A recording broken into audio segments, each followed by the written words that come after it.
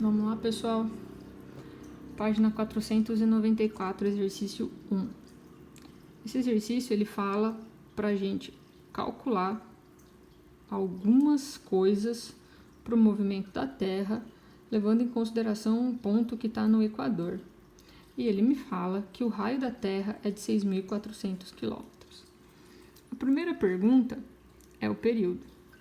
Tá, se eu estou em um ponto da Terra, para eu dar uma volta e chegar nesse ponto de novo, que é a definição de período, eu vou precisar de 24 horas, certo? Esse é o tempo que leva para dar uma volta. A frequência é o inverso do período, então 1 sobre 24. No caso aqui, voltas por hora. O exercício não está me exigindo nenhuma unidade, então a gente vai deixar assim mesmo. A velocidade angular é 2πf, 2π vezes a frequência. Então, 2π vezes 1 sobre 24, que daria π sobre 12 radianos por hora. Mas no enunciado também tem que o π vale 3. Então fica 3 sobre 12, 1/4 de radianos por hora, tá bom? A velocidade escalar é ΔS por ΔT, ou seja, 2πr sobre o período. Então é 2 vezes 3 vezes 6.400 dividido por 24, que é o período. Então, a minha velocidade escalar é de 1.600 km por hora. Bem tranquilo, né? No 2, ele fala para a gente fazer a mesma coisa, só que agora eu não estou num ponto no Equador. Eu estou num ponto a 60 graus. Então, isso vai fazer com que uma das grandezas mude, só a velocidade, o resto não. O dia na Terra, não importa onde eu estou no planeta, continua dando 24 horas. A frequência, uma vez que depende do período, também vai ser 1 sobre 24. A velocidade angular vai continuar sendo 1/4 de radianos por hora, porque afinal de contas a Terra vai girar do mesmo jeito. O que vai mudar aqui vai ser a velocidade escalar. Por quê? Quando eu estou no Equador, eu estou fazendo essa circunferência. E eu tenho isso aqui de raio. Só que agora eu estou a 60 graus. Então, eu estou fazendo essa circunferência pequenininha aqui em cima. É uma fatia de cima da minha bola. Então, esse raiozinho R é menor do que esse raio daqui de baixo. Então, eu preciso do valor desse raio para conseguir fazer a conta. Então, por geometria, eu tenho aqui o alterno interno, né, o Z do zorro. Se aqui é 60, aqui também é 60.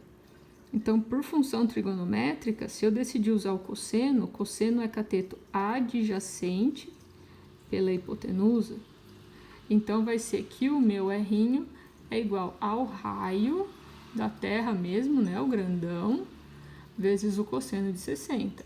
Então, é 6.400 vezes meio, que dá 3.200 km.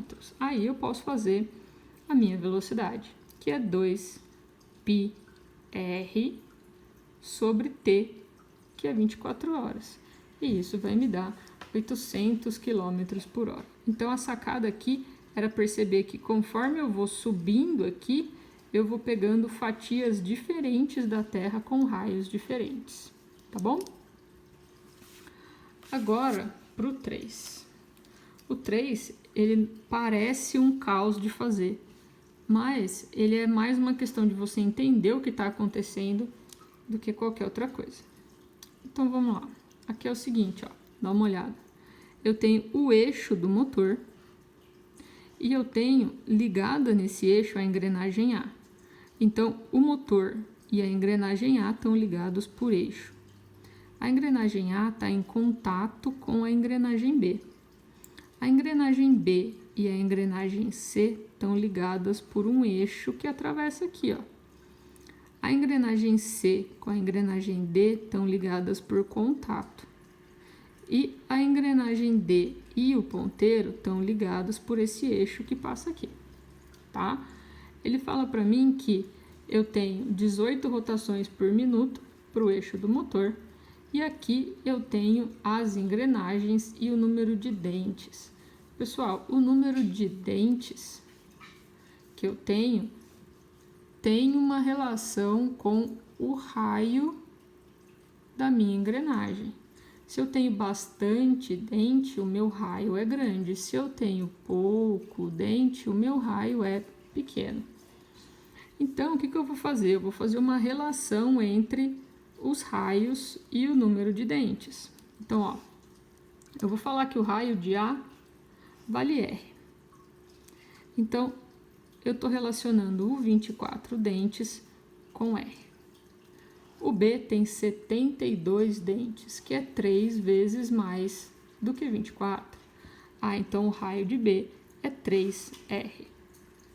Aí eu faço a mesma coisa para o 36, ou seja, 1,5 de R, e para o 108, que é 4,5 de R. E aí eu tenho a relação que eu preciso entre os dentes e os raios.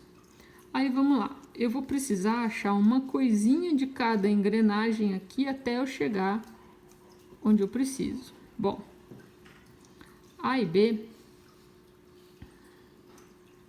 estão ligadas por contato. A engrenagem A está ligada por contato na engrenagem B. Então eu sei que a velocidade de A é igual à velocidade de B.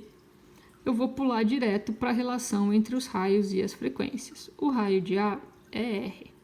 A frequência de A é a mesma do motor, porque eles estão no mesmo eixo, né? Se um gira, o outro também gira. Então, 18. O raio de B é 3R. A frequência de B eu não sei. Tiro que a frequência de B é 6 rotações por minuto. O B e o C vão ter a mesma frequência, volta lá no nosso desenho. O B e o C estão com o mesmo eixo aqui no meio. Ah, então se é o mesmo eixo, gira do mesmo jeito, vai ter a mesma frequência, beleza? O C e o D estão ligados aqui por contato. Ah, então a velocidade do C é igual à velocidade do D, beleza? Então, a relação entre os raios e as frequências está aqui. O raio de C é 1,5 R e a frequência de C é os 6 rotações por minuto que eu achei aqui embaixo. O raio de D é 4,5 e a frequência de D é o que eu preciso descobrir. Com isso, eu tiro que a frequência de D é 2 rotações por minuto, mas o D e o ponteiro estão ligados no mesmo eixo, então eles giram do mesmo jeito. Então, a frequência do ponteiro é de 2 rotações por minuto. Beleza, galerinha? Um beijo!